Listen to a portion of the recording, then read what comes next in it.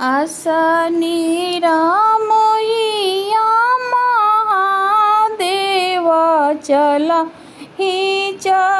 ही करे। तनिए सा डोली बिलामई तया माँ से मिली लेती है।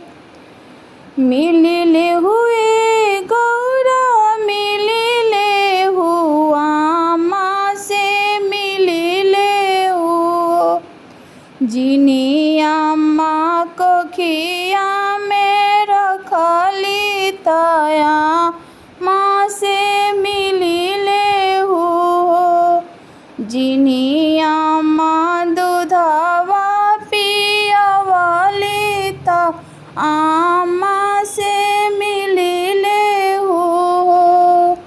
आशा निरामयिया महादेव चला ही करे। तनिए सा डोली बिलामई तभा भी से मिली लेती है। जनी मिलाए गौरा जनी मिलभा भी से जनी मिलाए।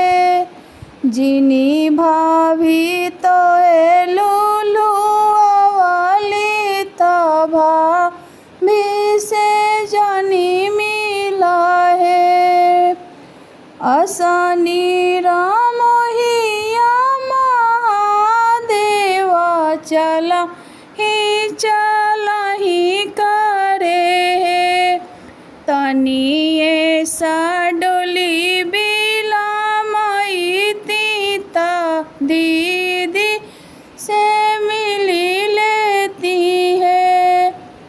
मिलिले हुए गौरा मिलिले हो दीदी से मिलिले हो। जिनी दीदी तो है संग खेलाली ता दीदी से मिलिले हो।